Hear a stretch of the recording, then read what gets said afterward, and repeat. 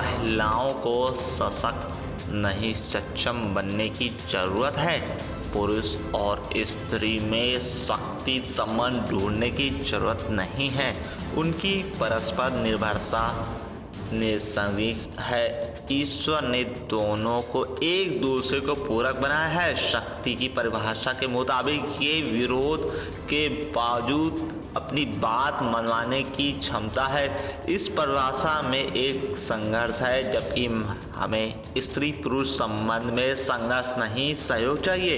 ये विचार फिजी में भारत के पूर्व राजदूत बरकतुल्लाह यूनिवर्सिटी के पूर्व कुलपति IAS चौहान ने PPN कॉलेज में आयोजित महिला सशक्तिकरण पर आयोजित राष्ट्रीय संगोष्ठी में मुख्य वक्ता के तौर पर बोलते हुए अपना ये भाषण दिया और कहा कि इस अवसर पर IIT के मनोविज्ञान विभाग के प्रोफेसर NK शर्मा ने कहा कि नारी का समर्पण देश, परिवार व समाज के प्रति होता है। बिना महिलाओं की प्रगति के देश आगे बिल्कुल बढ़ ही नहीं सकता है।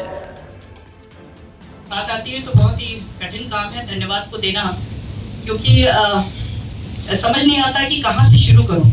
धन्यवाद की जो श्रृंखला है इसको कहाँ से शुरू करूँ। मुझे कुछ का एक ऑफिशियल व्हाट्सएप ग्रुप बना है, उसमें मैंने एक सूचना देखी जो कि हमारे प्राचार्य सर ने डाली थी और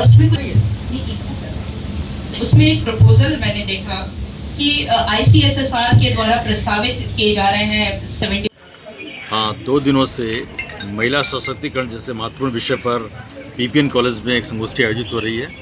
देश के तमाम राज्यों से आए हुए विद्वानों ने शिरकत की। इसमें समाजशास्त्री, मनोवैज्ञानिक और अभी भी कई बेस्ट पेपर अवार्ड हुए हैं। इस समारोह सत्र में दिल्ली विश्वविद्यालय के छात्रों ने शिरकत किया, उनके पेपर को बेस्ट पेपर अवार्ड मिला है। इसमें अभी इस कार्यक्रम की जो अध्यक्षता कर रहे थे वो प्रोफेसर IAS चौहान साहब थे, जो फिजी में भारत के राजदूत रहे, बरकतुल्लाह यूनिवर्सिटी के वाइस चांसलर रहे।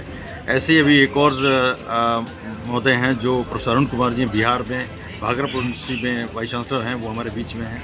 NK शर्मा IIT कानपुर से हमारे बीच पधारे हैं और इस कार्यक्रम का उद्घाटन honourable justice professor Manju Rani Chauhan जी ने किया था, जो हाई कोर्ट इलाहाबाद में जज हैं। उसके अलावा member public service commission Kalpraj Singh ji ने इसका उद्घाटन में शिरकत की थी। एक महत्वपूर्ण बात है, पूरे प्रदेश का पहला हैप्पीनेस और वेलबींग सेंटर PPN कॉलेज के साइकोलॉजी डिपार्टमेंट में खुला है, इसलिए हम सबका अभिनंदन करते हैं। और महिला सशक्तिकरण जैसे महत्वपूर्ण विषय पर हम चाहते हैं कि और देश में महिलाओं के बारे में रिसर्च हो, अनुसंधान हो और उन बराबरी के दर्जे पाएँ, और जिससे देश बढ़ेगा।